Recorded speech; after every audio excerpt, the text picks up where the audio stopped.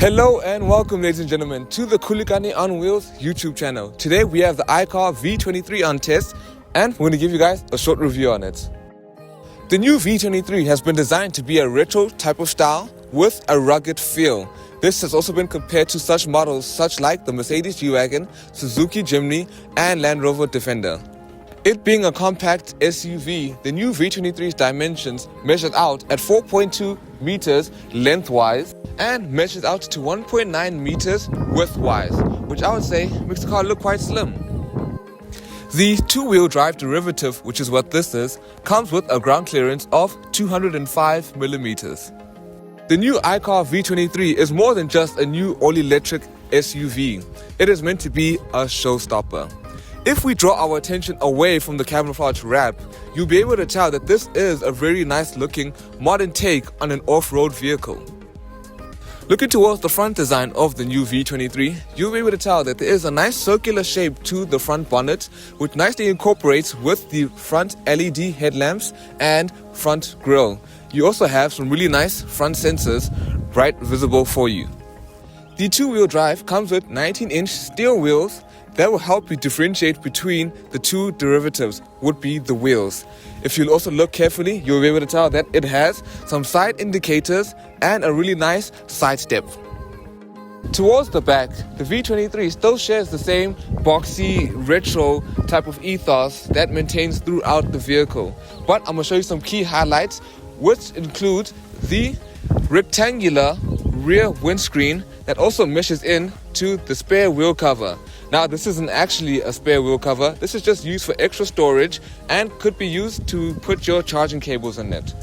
When you look towards more of the bottom, you have your ICAUR badging and your V23 as well. And then when you look at the absolute bottom, you will see your rear sensors. Stepping towards the interior of the new V23, you'll be able to immediately tell that the front cabin has quite a minimalistic type of feel to it, but then it's also highly digital.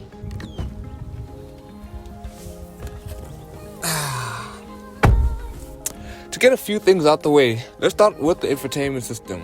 So this is a 15.6-inch infotainment screen, high definition, and the best Apple CarPlay I've ever experienced in any vehicle.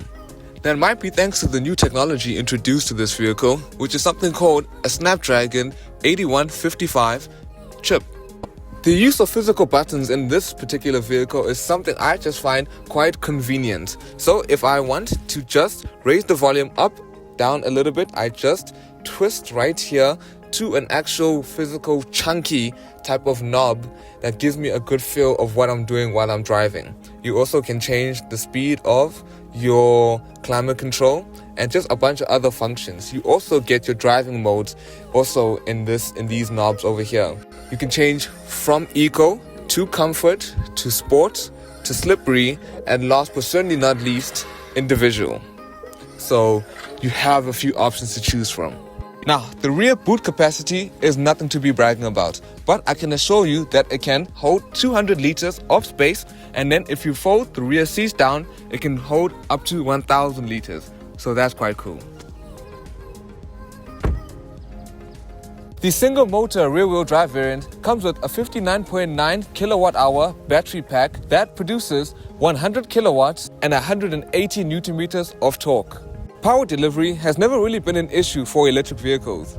Because of the instant torque from an electric vehicle, you'll be able to tell from this V23 rear-wheel drive that power would be efficient even in daily commute. You guys joined me today at a Rubicon charging station where we'll be looking at the ICAUR V23 and checking out how its charging is and how efficient it will be. So when we look at the car, as you can tell, it is on charge. I specifically left it on like 25% and 90 kilometers of range left. I did that specifically to see how long it would charge and if it could actually reach at least around the maximum range of kilowatts that this car can actually provide. So the car can provide at least 85 kilowatts maximum charging capacity, and right now I'm averaging at least 50 kilowatts. So I'm looking at an average time of at least an hour to charge it from 25% to 100%, and let's see how long it takes, ladies and gentlemen.